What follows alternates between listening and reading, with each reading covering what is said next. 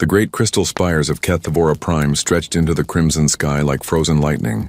Each tower pulsed with soft blue light, a sign of the power that flowed through the capital world of the most feared empire in the galaxy. For 50,000 years, the Kethvar had ruled without question. For 50,000 years, no species had dared to challenge their might. Commander Zethkol stood 12 feet tall, his crystalline exoskeleton gleaming under the artificial suns of the throne chamber. Like all of his kind, he was a perfect fusion of organic flesh and living crystal, created through millions of years of careful evolution and genetic perfection. His forearms moved with fluid grace as he reviewed the latest reports from the outer territories. "Speak," he commanded, his voice echoing through the chamber like breaking glass. The smaller Kethvar before him, a scout commander named Veltar, trembled slightly. Even among their own kind, the hierarchy was absolute. The strong commanded, the weak obeyed. It was the natural order of the universe. "Great Commander," Veltar began, his own crystalline form catching the light. "Our long-range scouts have detected a new system. Designation, Sol 3. The third planet shows signs of a developing species." Zethkol's multiple eyes, each one a perfect sapphire, focused on the holographic display that materialized between them. The planet was small, blue and green, orbiting a yellow star. Standard data scrolled past: gravity, atmosphere, composition.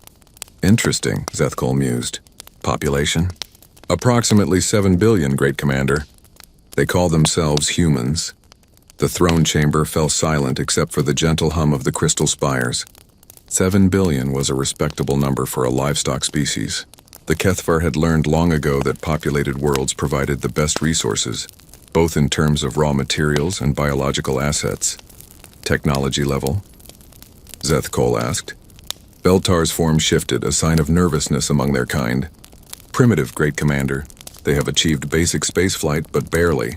Some orbital structures, simple chemical rockets.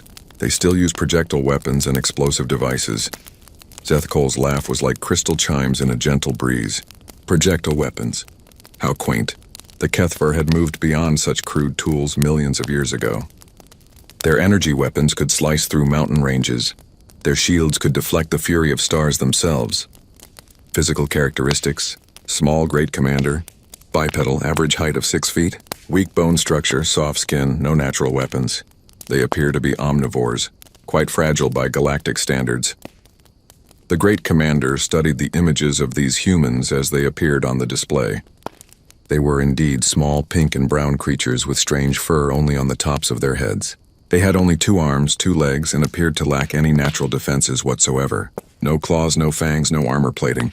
They looked like the perfect livestock species. "Political structure?" Zethkol inquired. "Fragmented, Great Commander.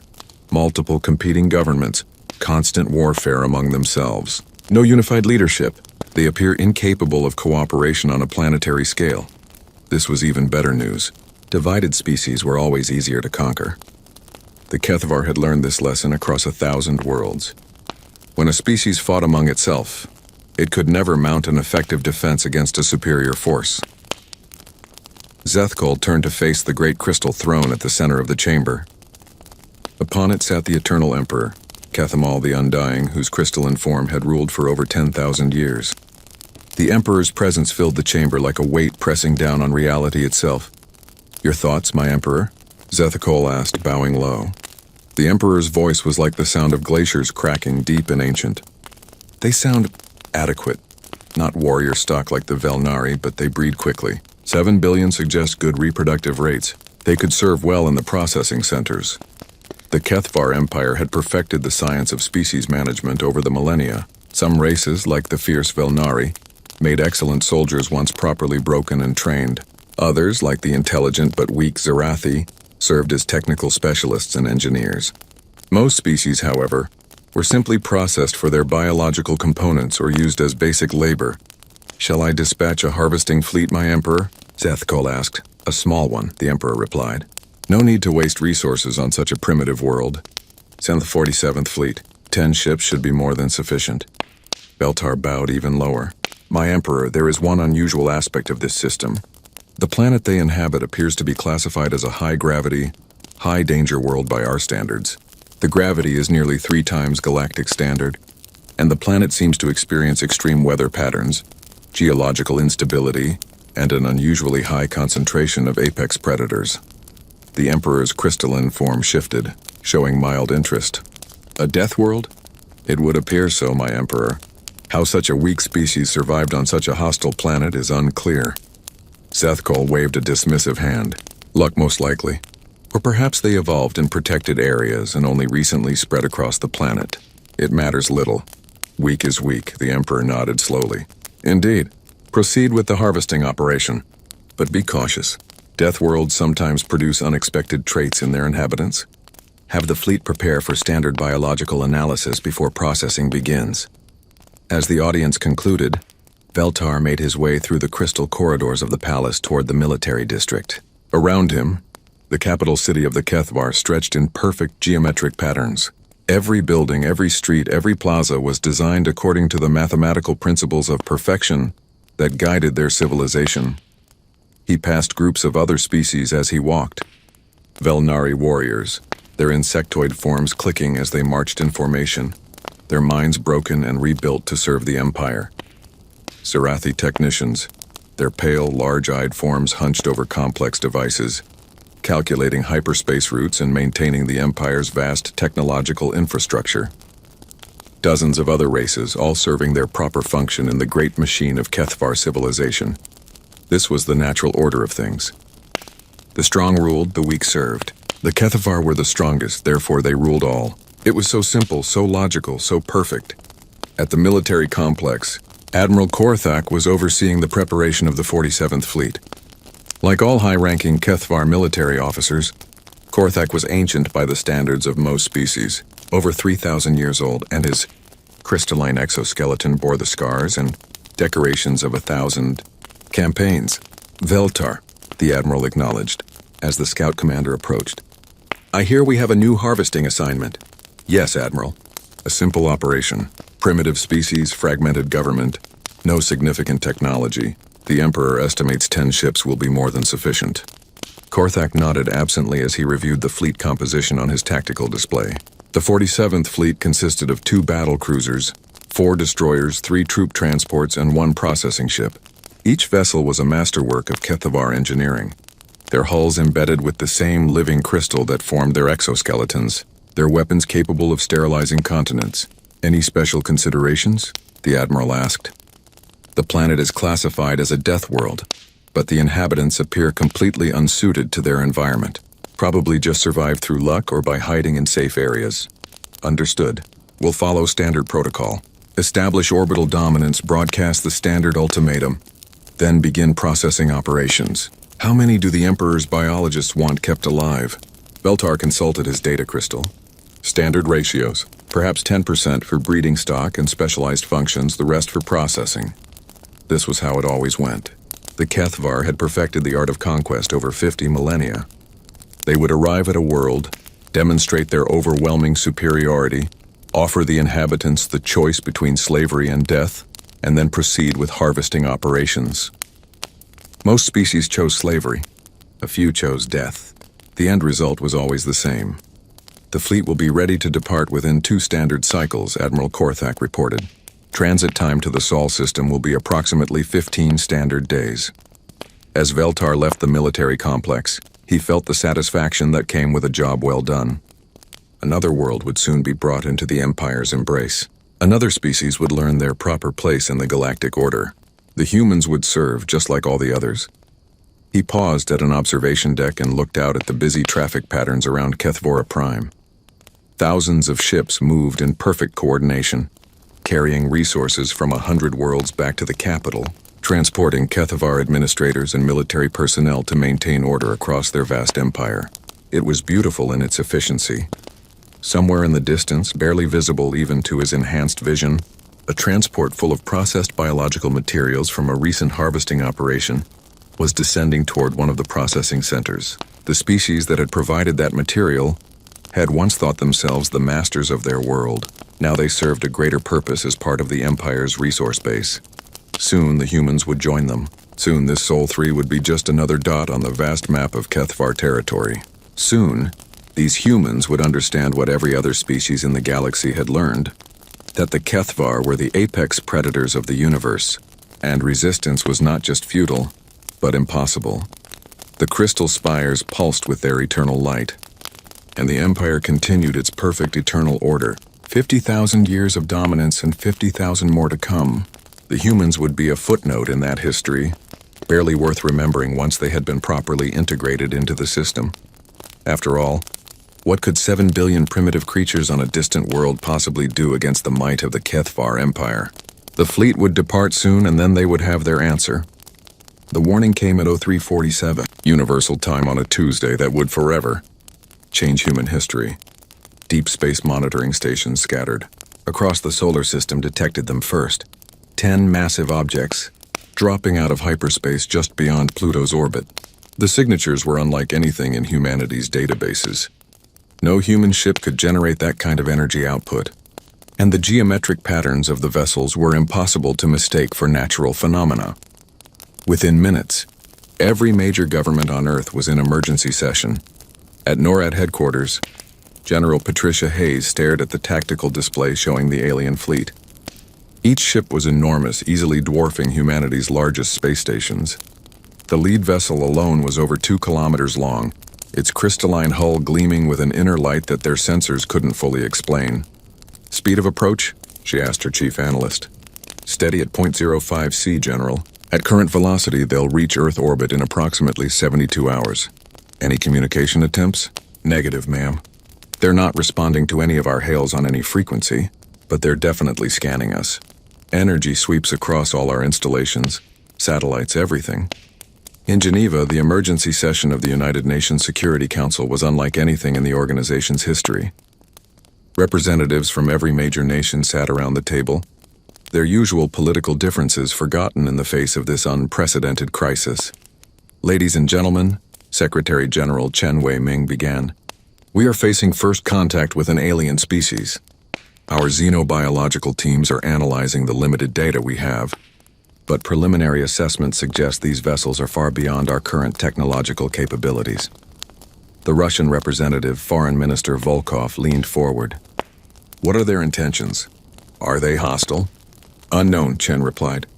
They haven't communicated, but their approach is methodical and deliberate. They're clearly studying us. President Elizabeth Morrison's voice came through the secure link from Washington. Our military advisors believe these ships could sterilize our planet without significant effort. We need to assume they're not here for a friendly chat.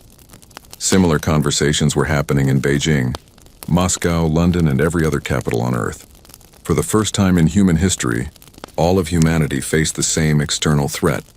Admiral Korthak stood on the command bridge of the battlecruiser, Eternal Dominance, watching the tactical display update with information about this Sol 3 system. His initial scans confirmed what the scouts had reported, a primitive species with basic technology scattered across a single world. Sir, his tactical officer reported, we've completed our analysis of their defensive capabilities. Report. Minimal, Admiral. They have approximately 200 nuclear weapons in orbit aboard various platforms, several thousand more on the planet's surface. Primitive kinetic weapons, some energy-based systems, but nothing that could penetrate our shields. Korthak nodded. It was exactly what he'd expected. These humans had barely managed to crawl out of their gravity well, and their weapons were the crude tools of a species still learning to harness basic physics. Communication status. They've been broadcasting at us constantly since our arrival, Admiral. Multiple languages, mathematical sequences, even music. They seem very eager to talk. How quaint, Korthak mused. Do they truly think we're here for conversation? The Admiral moved to the center of the bridge, his crystalline form catching the light from the tactical displays.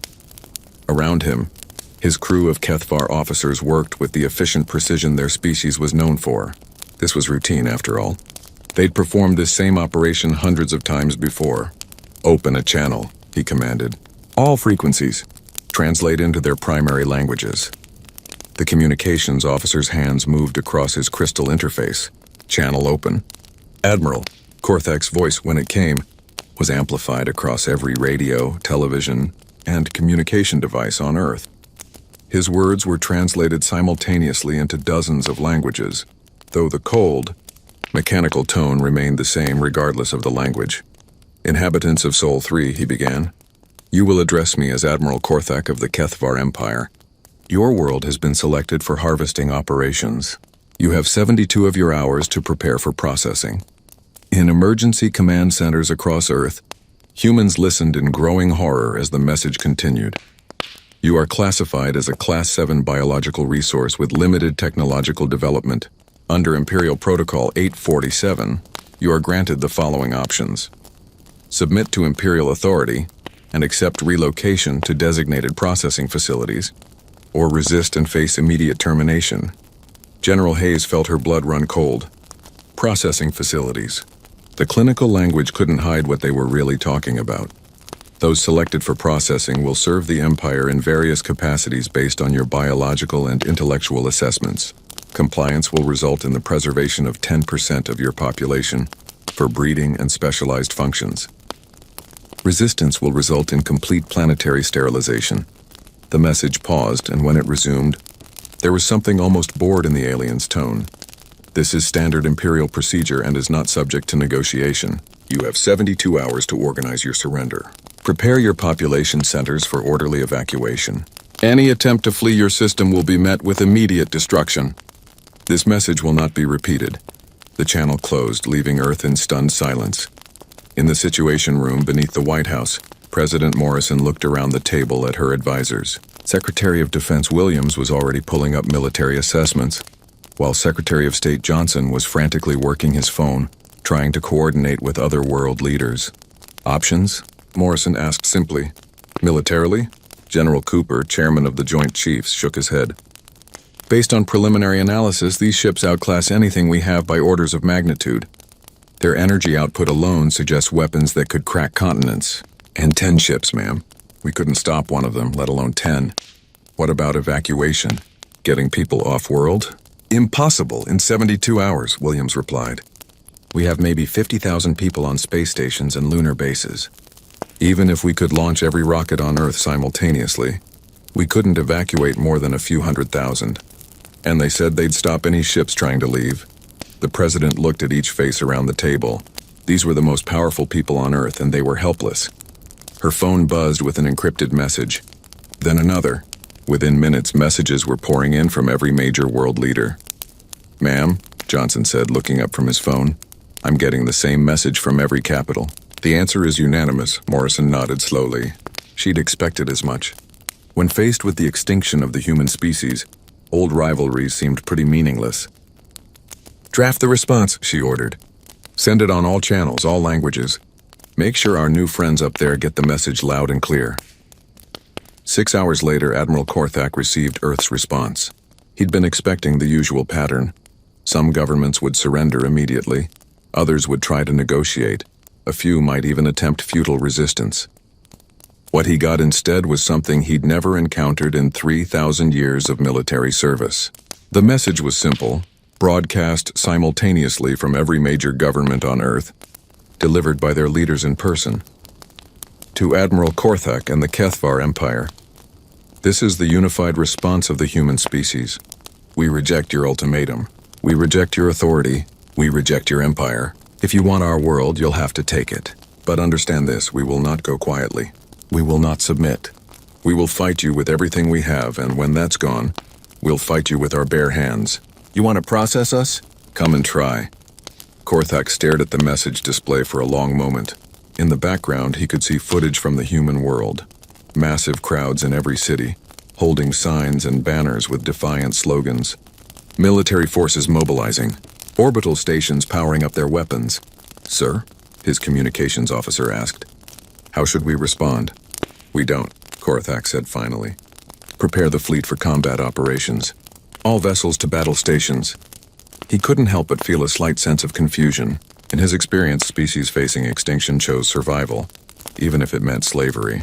These humans seemed to be choosing death over surrender. It was illogical, but it didn't matter. The Kethvar had dealt with defiant species before.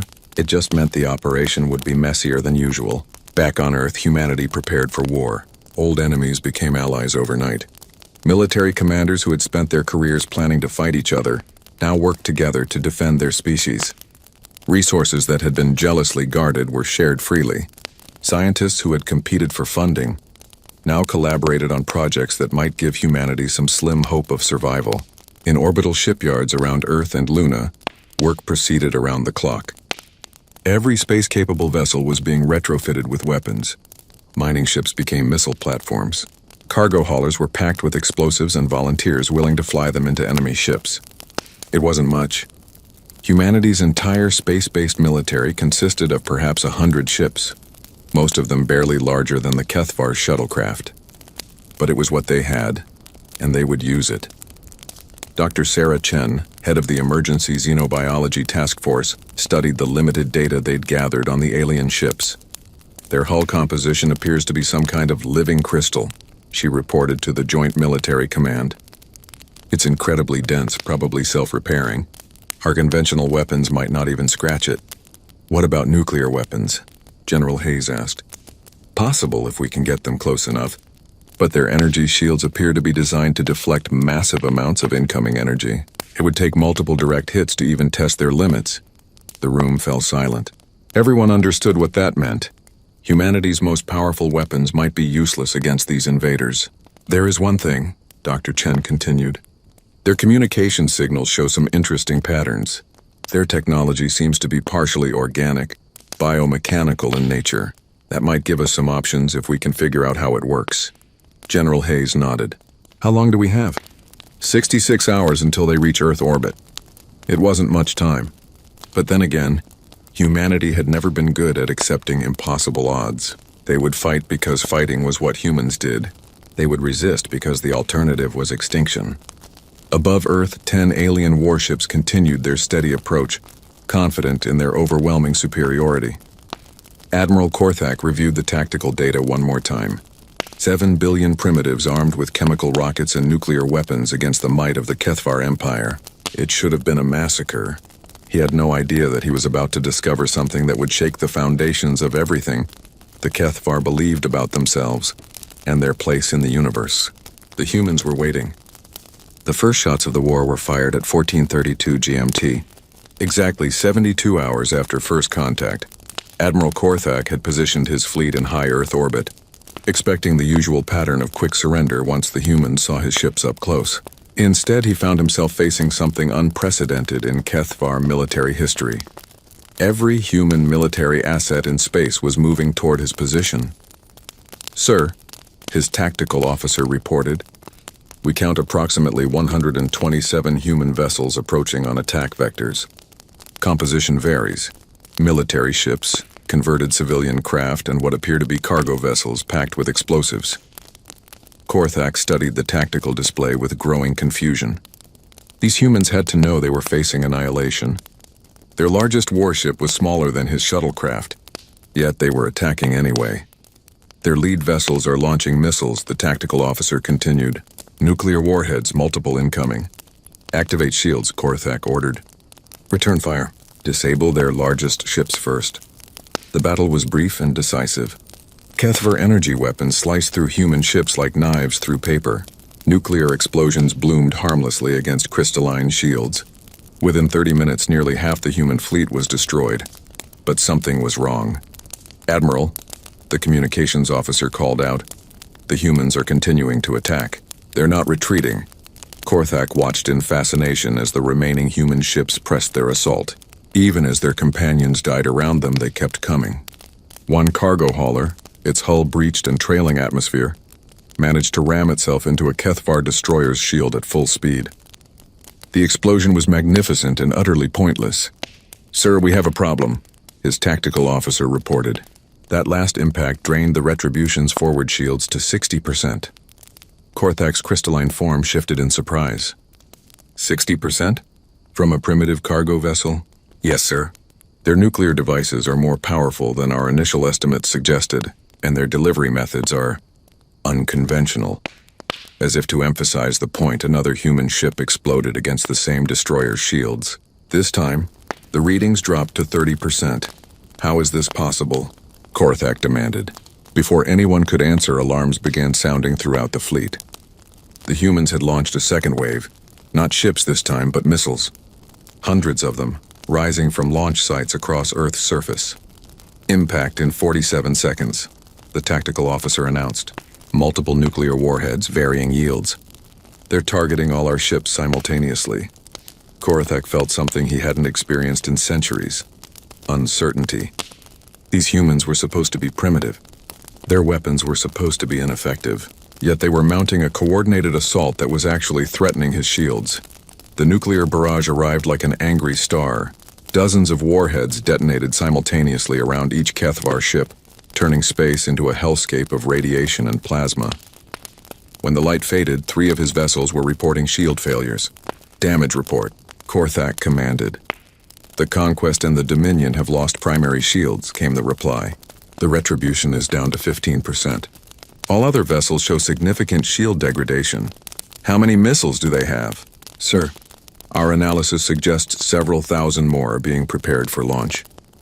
For the first time in his long military career, Admiral Korithek felt a flicker of concern. These humans were supposed to be livestock, not warriors, yet they were fighting with a ferocity and coordination he'd rarely seen even from warrior species. Launch ground assault operations, he ordered. Deploy landing forces to their major population centers. We'll break their will to fight by taking their cities. The Kethvar landing forces descended on Earth like falling stars. Massive transport vessels disgorged thousands of warriors onto the planet's surface. Each Kethvar soldier stood 12 feet tall, armed with energy weapons that could level buildings. Protected by personal shields that could turn aside tank shells, they expected to face scattered resistance from primitive humans armed with chemical weapons. Instead, they walked into hell. The humans had had 72 hours to prepare, and they'd used every minute. Every major city had been turned into a fortress. Buildings had been reinforced and connected by underground tunnels. Streets had been mined and booby-trapped. Civilians had been evacuated to prepared shelters while military forces took defensive positions. But most importantly, the humans had been learning. In the ruins of Moscow, Kethvar Tactical Unit 47 advanced through streets that should have been full of fleeing civilians. Instead, they found empty buildings and an eerie silence. Sector 7 is clear, Squad Leader Veltrix reported. No human contacts. Confirmed, came the reply. Continue sweep to Sector 8. The explosion that followed could be heard for miles. The humans had packed an entire city block with chemical explosives and detonated it, just as the Kethvar patrol moved through. The blast was so intense it temporarily overloaded their personal shields. 6 Kethvar warriors died in that explosion. It was the first time in 50,000 years that human weapons had killed members of the master race. Similar scenes played out across the globe. In New York, human forces lured Kethvar troops into the subway system and collapsed tunnels on them. In London, snipers armed with armor-piercing rounds targeted the joints in Kethvar crystalline armor. In Tokyo, suicide bombers drove vehicles packed with explosives directly into Kethvar formations. The humans were losing. Their casualties were massive compared to Kethvar losses. But they were learning, adapting, evolving their tactics with each engagement. And most disturbing of all, they were capturing Kethvar equipment. Dr. Sarah Chen stood in the underground laboratory that had been hastily constructed beneath the ruins of Geneva. Around her, teams of scientists from every nation on Earth worked frantically to understand the alien technology that human forces had managed to recover from the battlefield. The energy weapon operates on principles we don't fully understand yet, she reported to the emergency military council via encrypted link, but we've managed to reverse engineer the power source. It's some kind of biomechanical crystal that converts matter directly to energy. Can we use it? General Hayes asked from her bunker in Colorado. We're trying. The problem is that their technology seems to be partially alive. It responds to Kethvar genetic signatures, but our biotech teams think they can fool it. On the screen, General Hayes looked exhausted. The war had been raging for only 6 days, but it felt like months. How long do you need? Give us 48 hours, Dr. Chen replied. Maybe less if we get lucky. What Dr. Chen didn't mention was the other discovery her teams had made. While studying captured Kethvar soldiers, they'd found something that changed everything they thought they knew about the galactic situation. The Kethvar weren't just conquerors. They were farmers.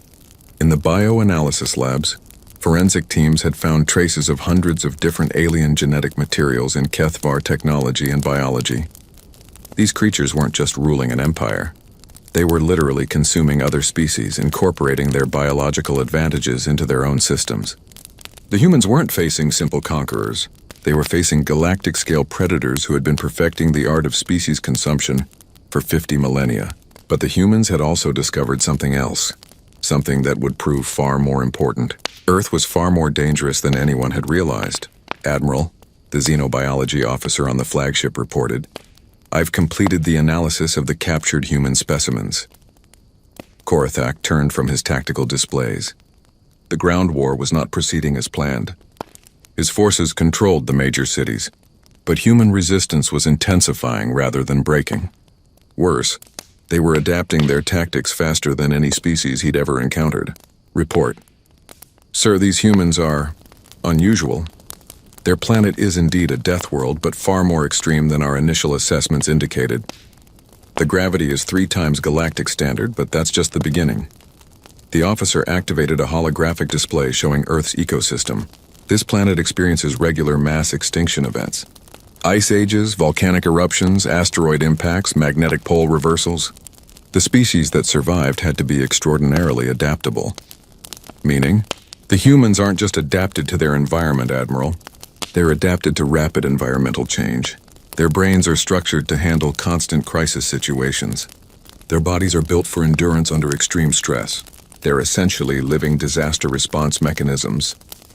Korithak studied the biological data scrolling past. Human anatomy, human physiology, human neurology. None of it made sense from a galactic perspective. There's more, sir. Their planet contains predators that by galactic standards should be classified as apex killers. Yet humans not only survived alongside them, they drove most of them to extinction, not through superior weapons or technology, but through persistence hunting. Explain. They would track prey for days, sometimes weeks, never stopping, never giving up, until their target collapsed from exhaustion. Then they would kill it with simple tools. They didn't outfight their prey, Admiral. They out-endured it. The implications hit Korithak like a physical blow. Are you suggesting? Yes, sir. We're not fighting a normal species. We're fighting a planet-wide population of persistence predators who have been shaped by 50 million years of constant environmental disaster. They don't know how to give up because on their world, giving up meant extinction. As if summoned by their conversation, new alarms began sounding throughout the fleet. The tactical officer's voice was tight with disbelief. Admiral, we have a problem. The humans have launched a new wave of attacks, but these aren't using their old technology. Show me. The display filled with images that made Korithak's crystalline form darken with shock. Human ships were rising from Earth, but they were wrong somehow. The hulls gleamed with the telltale blue light of Kethvar energy systems, but they were configured in ways no Kethvar engineer would ever attempt. Sir, they've reverse-engineered our technology, but they're using it in ways our scientists say should be impossible. One of the human ships opened fire. The energy beam that lanced out was clearly based on Kethvar principles, but it was wrong. More focused, more intense, and somehow more aggressive than anything the Kethvar had ever built. The beam punched through the shields of the destroyer Retribution like they weren't even there. How? Korithak whispered. His xenobiology officer was studying the data with growing horror. Admiral, I don't think they reverse-engineered our technology. I think they improved it. Their approach to engineering is completely different from ours. Where we seek perfection and stability, they seem to optimize for adaptability and raw effectiveness. More human ships were rising now, each one different, each one wrong in its own way.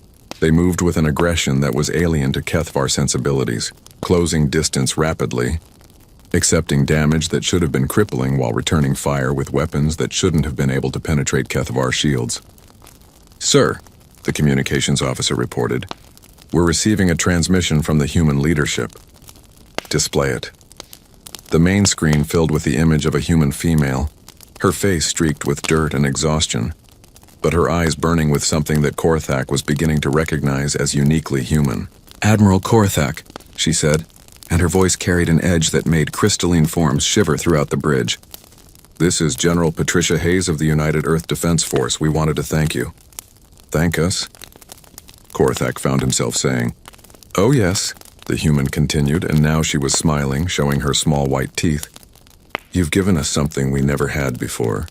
You've given us a reason to stop fighting each other and start working together. You've given us a common enemy. Do you have any idea what humans can accomplish when we're united? The transmission cut off, leaving the bridge in stunned silence. Around Earth, the Kethvar fleet began to reposition as more human ships rose to meet them. But these weren't the primitive vessels they'd faced before. These were something new, something that combined human ingenuity with Kethvar technology in ways that defied everything the Empire knew about physics and engineering. Admiral Korthak stared at his tactical display and felt something he'd never experienced in 3,000 years of military service. The cold touch of real fear. The humans weren't just fighting back anymore. They were learning. And if the biological analysis was correct, learning was what they did best. 3 months after first contact, Admiral Korthak stood in the ruins of his flagship's bridge and watched his empire burn. The tactical display showed the impossible. Human fleets were emerging from hyperspace across 17 different star systems, not the primitive vessels they'd started with, but sleek warships that merged human engineering with captured Kethvar technology in ways that shouldn't have worked, but somehow did. How many ships? He asked, though he already knew the answer would be devastating. Conservative estimate places human fleet strength at over 800 vessels, Admiral, his tactical officer reported. His voice carried the hollow tone of someone reporting his own species' doom. They're hitting supply depots, communication relays, and isolated garrison fleets simultaneously. 800 ships. 3 months ago, the humans had barely possessed 100 space-capable vessels total. Now they commanded a fleet that rivaled the Kethvar's regional forces. But it wasn't just the numbers that terrified Korthak. It was how they fought. "Show me the Kepler station engagement," he ordered. The display shifted to show footage from a battle that had taken place just 6 hours ago. Kepler station had been a minor supply depot in the Tau Ceti system, defended by 2 Kethvar destroyers. The humans had arrived with a force of 12 ships and proceeded to demonstrate why the Kethvar Empire was facing extinction. The human vessels moved like no Kethvar ship ever would. Aggressive, unpredictable, accepting damage that should have been crippling while delivering attacks that defied conventional tactical doctrine. One human ship had actually rammed itself into a Kethvar destroyer's bridge at full speed, its hull packed with explosives. The resulting explosion had destroyed both ships, but the humans seemed to consider this an acceptable trade. "They fight like they don't care if they die," Korthak muttered. "Sir," his xenobiology officer said quietly, "according to our analysis, they don't. Human psychology is fundamentally different from ours. Where we value preservation and stability, they seem to value success over survival. They'll sacrifice anything, ships, lives, even entire fleets, if it achieves their objectives." The Admiral studied the data flowing past his screens. In 3 months, the humans had gone from primitive spaceflight to commanding the most aggressive military force the galaxy had seen in millennia. They'd reverse-engineered Kethvar technology, improved upon it, and mass-produced it at a rate that suggested their entire planet had been converted into one massive war machine. But that wasn't the worst part. "Admiral," the communications officer reported, "we're receiving transmissions from across the sector. Multiple species are reporting human contact." "Contact? They're not attacking, sir. They're talking." Korthak felt his crystalline form darken with dread. He'd suspected this might happen, but seeing it confirmed was still a shock. "Display the transmissions."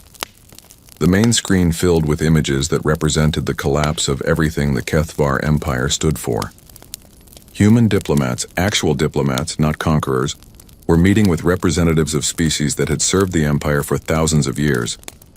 The Belnari insectoid warriors, bred and broken over millennia to serve as Kethvar shock troops, were listening as humans explained concepts like freedom and self-determination. The pale, large-eyed Zarathi technicians were being shown human engineering principles that made their mandatory loyalty programming seem primitive by comparison. Most terrifying of all, they were listening. "How did the humans even find these species?" Korthak demanded. "Sir, we believe they've been monitoring our communications since the initial engagement at Earth. They've mapped our entire command structure, our supply lines, our garrison distributions. They know our empire better than some of our own commanders." The scope of human intelligence gathering was staggering. In 3 months, they'd not only fought a war against the Kethvar, but simultaneously conducted a comprehensive analysis of an empire that spanned thousands of star systems. It was as if they possessed some innate understanding of how to dismantle complex systems. "Admiral," his science officer interrupted, "I've completed the analysis of human strategic patterns. I think I understand what they're doing. Explain." "They're not trying to conquer us, sir. They're trying to delete us." The bridge fell silent except for the hum of failing systems. "Delete." The word hung in the air like a death sentence. "Every action they've taken follows a clear pattern," the science officer continued. "They're not just attacking our military forces. They're systematically destroying our ability to maintain control. They've liberated 17 slave species, destroyed our primary shipyards, eliminated key command personnel, and disrupted our supply chains. They're not fighting a war of conquest, they're fighting a war of extinction." Korthak understood now. The humans hadn't just learned Kethvar technology, they'd learned Kethvar strategy, analyzed it, and turned it against them with terrifying efficiency.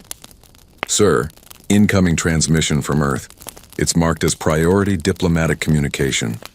"From Earth?" "Put it through." The display showed a human female in military uniform, but her expression was calm, almost conversational.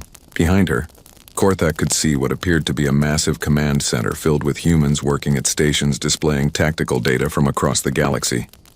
"Admiral Korthak," she said, and he recognized her voice from previous encounters. "I'm General Patricia Hayes, Supreme Commander of the United Earth Defense Force. I wanted to discuss terms." "Terms?" Korthak found himself asking. "For your surrender." The bridge erupted in shocked silence. A human, a member of a species that 3 months ago had been classified as livestock, was demanding the surrender of the Kethvar Empire. "You're insane," Korthak said finally. "Am I?" General Hayes tilted her head slightly. "Let me share some current tactical assessments with you, Admiral. As of this moment, human forces control or have destroyed 73% of your outer system installations. 41 species that formerly served your empire have declared independence and are actively cooperating with human forces. Your supply lines are severed, your communication networks are compromised, and your remaining fleet strength has been reduced to approximately 30% of pre-war levels." Each statement hit Korthak like a physical blow because he knew they were all true. "More importantly," the human continued, "we've located Kethvora Prime." The blood in Korthak's crystalline veins turned to ice. The location of the Kethvar homeworld was the most closely guarded secret in the Empire. How could primitive humans have discovered it? "You're lying." General Hayes smiled, and Korthak was beginning to understand that human smiles were not always pleasant things. "We'll be arriving in your home system in approximately 72 hours. I thought you might want to evacuate non-combatants." The transmission ended, leaving the bridge in stunned horror. "Admiral," his tactical officer said weakly, "long-range sensors are detecting multiple hyperspace signatures approaching from the direction of the Sol system." "Estimated fleet size?" "Sir, it's massive." "How massive?" "Over 1,000 ships, Admiral. And they're not stopping." Korthak closed his multiple eyes and tried to understand how this had happened. The Kethvar had ruled the galaxy for 50,000 years. They were the perfect species, the ultimate predators, the apex of biological and technological evolution. How had they been brought to the edge of extinction by creatures that 3 months ago had been using chemical rockets? His science officer provided the answer. "Admiral, I've been studying human evolutionary history. I believe I understand what we're facing." "Tell me." "Sir, the humans evolved on a planet where extinction-level events occurred regularly. Every few million years, something would happen that would kill off most life on their world. Asteroid impacts, volcanic eruptions, ice ages, plague. Only species that could adapt rapidly to completely new conditions would survive." The officer's voice grew quiet, almost awed. "Sir, the humans aren't just adapted to war. They're adapted to the complete breakdown of existing systems. They're evolved to thrive in situations where all the old rules stop working. They're not fighting us like a normal species would fight. They're fighting us like a planetary extinction event." Korthak finally understood. The humans weren't trying to defeat the Kethvar Empire. They were trying to replace it entirely, to create something new from its ashes. And they were succeeding because they were evolutionarily designed to thrive in exactly these conditions. "Admiral," the communications officer reported, "we're receiving surrender offers from across the fleet. Ship commanders are asking permission to negotiate with human forces. Denied, Korthak said automatically, then paused. What was he denying? His empire was collapsing, his homeworld was under threat, and his species faced extinction. What was the point of prolonging this? Sir, his tactical officer called out, the human fleet has arrived in the outer system. Admiral, you need to see this. The display showed the approaching human armada, and Korthak felt his last hopes die. It wasn't just the size of the fleet, though, that was intimidating enough. It was the ships themselves. They had evolved. The vessels approaching Kethevora Prime bore no resemblance to the primitive craft that had first opposed his forces at Earth. These were sleek, aggressive-looking ships that seemed to merge the best of human and Kethevar design, while adding something uniquely terrifying. They moved like living things, with an organic fluidity that suggested they were as much grown as built. Admiral, his xenobiology officer whispered, I don't think those are ships. I think they're creatures. As if to confirm his fears, the human vessels began to change formation, flowing around the outer planets like a swarm of predators surrounding wounded prey. Their movements were too coordinated, too fluid to be simple machines. The humans hadn't just reverse-engineered Kethvar technology. They'd made it alive. Sir, incoming transmission from the human flagship. General Hayes appeared on the screen again, but this time she wasn't alone. Behind her stood representatives of dozens of species, former slaves of the Empire who had joined the human cause. Admiral, she said, this is your final warning. Surrender now and we'll allow your people to evacuate to designated refugee zones. Continue to resist and we'll do to Kethvora Prime what we've done to your outer colonies. And what's that? Korthak asked, though he dreaded the answer. We'll make it so the Kethvar Empire never existed. The transmission ended and Korthak stared at the tactical display showing the human fleet surrounding his homeworld. 1,000 ships, each one a masterpiece of hybrid technology that shouldn't exist, commanded by a species that 3 months ago had been considered livestock. He thought about the 50,000 years of Kethvar dominance, the countless species they'd conquered and consumed, the perfect order they'd imposed on the galaxy. All of it was about to end because they'd made one simple mistake.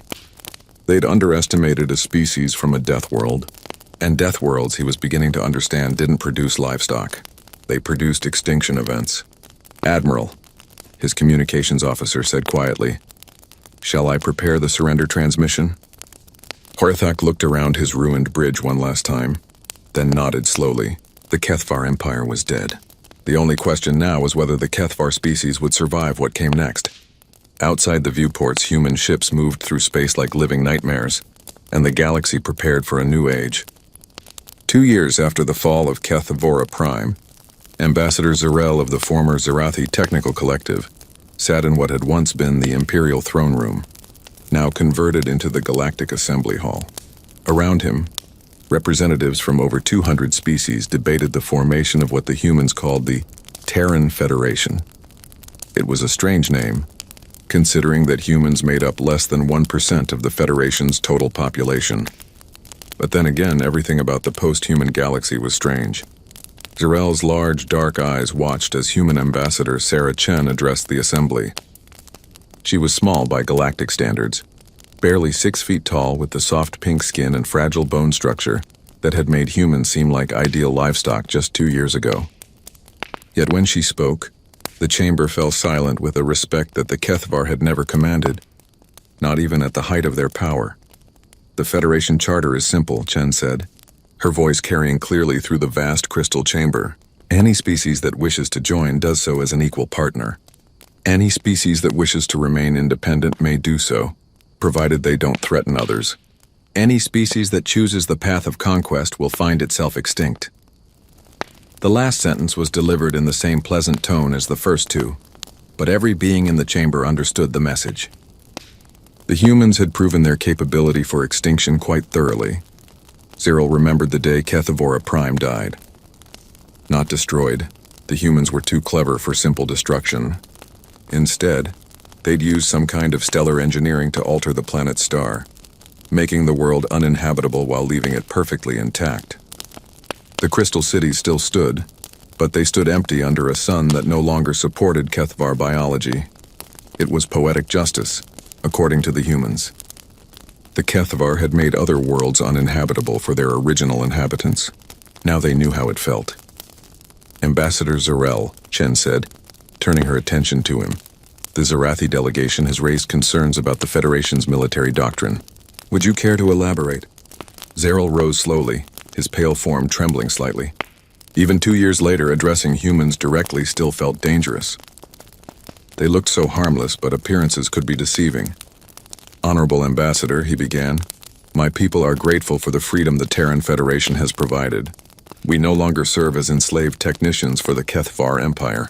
Our children learn science for the joy of discovery, rather than as forced labor. For this we are eternally grateful. Chen nodded patiently. She had learned that many species needed time to adjust to the concept of speaking freely. However, Zarel continued, we have concerns about the Federation's military capabilities. Our analysis suggests that human forces now exceed what the Kethvar Empire possessed at its height. Some among my people wonder, what assurances do we have that the Federation will not become another empire? A murmur ran through the assembly. It was a question many had wondered about, but few had dared to voice. The humans possessed technological capabilities that seemed almost magical, fleets that could appear anywhere in the galaxy within days, and a strategic coordination that suggested they understood the position of every ship, every planet, every resource in known space. More importantly, they'd proven they could make entire species disappear. Chen smiled, and Zarel was relieved to note it was one of their pleasant smiles rather than their predatory ones. Ambassador Zarel raises an important concern. Let me address it directly. She activated a holographic display that filled the center of the chamber. It showed the current military disposition of human forces. Every ship, every base, every weapon system. As you can see, Chen said, current Federation military strength consists of approximately 15,000 active vessels, with production capabilities that could double that number within 6 months if needed.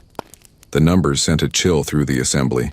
At its height, the Kethvar Empire had commanded perhaps 8,000 ships.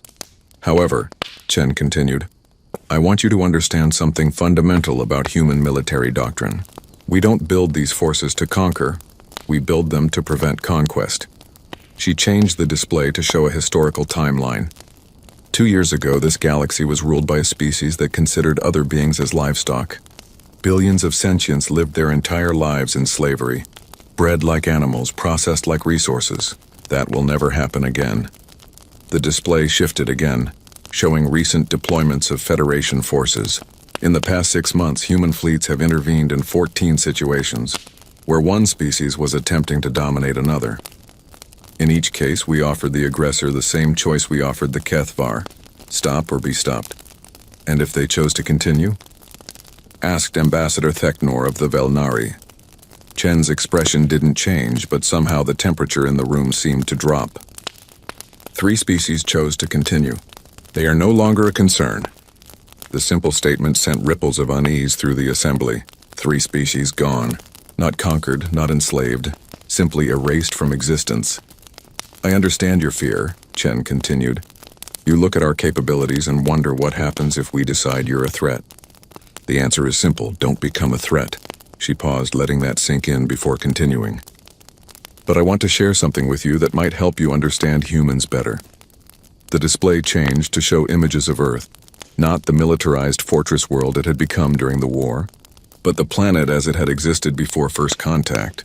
Cities full of diverse architecture, vast wilderness areas, oceans teeming with life. This is our home, Chen said simply. Before the Kethvar arrived, humanity was divided into nearly 200 separate nations. We fought constant wars over resources, territory, ideology. We were, by any objective measure, a fractured and aggressive species. The images shifted to show human conflicts, warfare, destruction, cities in ruins. The Kethvar thought this made us weak. They saw our divisions and assumed we were easy prey. What they didn't understand is that human conflict isn't about conquest. It's about testing ideas. We fight each other to determine which approaches to survival work best. New images appeared. Humans working together, building, creating, exploring. When the Kethvar threatened our species with extinction, something remarkable happened. All those different nations, all those different ideologies, all those different approaches to survival, They unified instantly, not because we were forced to, but because we recognized an existential threat to everything we'd learned about survival. Ambassador Zarel found himself leaning forward, fascinated despite his fear. Human psychology was unlike anything in the galactic databases. You see, Chen continued, humans don't fight for dominance. We fight for survival. And we've learned over millions of years that survival isn't about being the strongest or the smartest. It's about being the most adaptable. The display showed the rapid evolution of human technology during the war with the Kethvar. Ships transforming from primitive chemical rockets to organic biomechanical hybrids in a matter of months. The Kethvar tried to process us because they thought we were weak. What they discovered is that humans aren't weak. We're selective. We only use our full capabilities when we need to. And now? Asked Ambassador Vextal of the former Kethvar client species. Now we need to, Chen replied, because we've learned something that terrifies us more than any individual threat. We've learned what happens when apex predators like the Kethvar are allowed to thrive. Billions die. Entire civilizations disappear. Knowledge is lost forever. She gestured to the assembled representatives. Every species in this room represents thousands of years of cultural evolution, scientific discovery, artistic achievement. The Kethvar would have processed all of you into biological components within a generation. Humanity finds that unacceptable. The chamber fell silent as the implication sank in. The humans weren't motivated by conquest or dominance. They were motivated by something far more dangerous. They genuinely cared about the survival of other species. The Federation exists for one purpose, Chen said, to ensure that what happened under the Kethvar Empire never happens again. Any species that wants to live freely may do so. Any species that wants to explore, create, discover, trade, will protect your right to do that. And if we choose not to join the Federation? Ambassador Ziril asked. Then you're free to remain independent, Chen replied. We'll still trade with you, still defend you if you're attacked, still share medical and technological advances. Federation membership isn't mandatory, it's optional. But the military protection isn't optional? Chen's smile turned predatory for just a moment. No, that's mandatory. Whether you like it or not, whether you join the Federation or not, humanity will not allow another species to be enslaved or processed. That's not negotiable.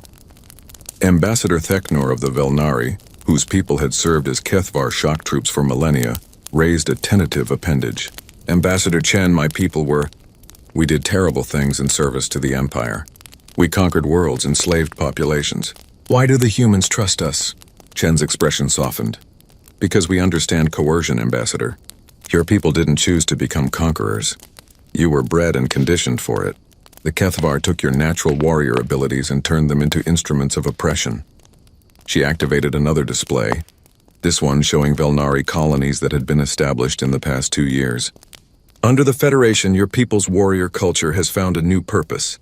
Velnari security forces protect trade routes, defend colony worlds, and serve as peacekeepers in disputed regions. You're still warriors. Now you fight to protect rather than to conquer. The assembly murmured with approval. It was a pattern they'd seen repeated across the galaxy. The humans taking the strengths of various species and finding constructive uses for them. I have one final point to make, Chen said, her voice growing serious. Some of you may be wondering about human expansion. Will we colonize your territories? Will we demand tribute or resources? She activated a final display showing human settlements. There were perhaps 50 worlds, all of them in previously uninhabited systems. Humans don't want your world, she said simply. We prefer to build our own. We don't want your resources. We've learned to create what we need from raw materials. We don't want your labor. We've automated most of our production. Then what do you want? Ambassador Ziril asked. Chen's smile was genuine this time. Warm and strangely vulnerable. We want to know you're safe. We want to see what amazing things your species will create when you're free to pursue your own paths. We want to trade ideas and knowledge and culture. We want to explore the galaxy together and see what wonders we can discover. She paused, then added quietly, we want to never again receive a transmission like the one Admiral Korthak sent us 2 years ago. We want to live in a galaxy where no species has to choose between slavery and extinction. The chamber fell silent as representatives contemplated her words. It was a revolutionary concept, a powerful species that genuinely wanted other species to thrive rather than serve. The vote on the Federation Charter will be held tomorrow, Chen announced. But remember, joining is optional. Staying safe isn't. As the assembly dispersed, Ambassador Zarel found himself walking beside Ambassador Theknor. The two former enemies had become unlikely allies in the post-human galaxy. What do you think? Theknor asked quietly. Zarel considered the question carefully. I think we're living in a galaxy ruled by the strangest apex predators imaginable. Ones that hunt extinction events instead of prey. And that doesn't frighten you? Zarel looked up at the crystal spires that had once symbolized Kethvar dominance and now housed a democratic assembly of free species. It terrifies me, he admitted, but it also gives me hope. As they walked through the corridors that had once echoed with the commands of emperors and now rang with the debates of equals, both ambassadors pondered the same thought. Somewhere in this vast galaxy, there might be other species like the old Kethvar, apex predators who viewed other beings as resources to be harvested. But those species would have to contend with something the galaxy had never seen before.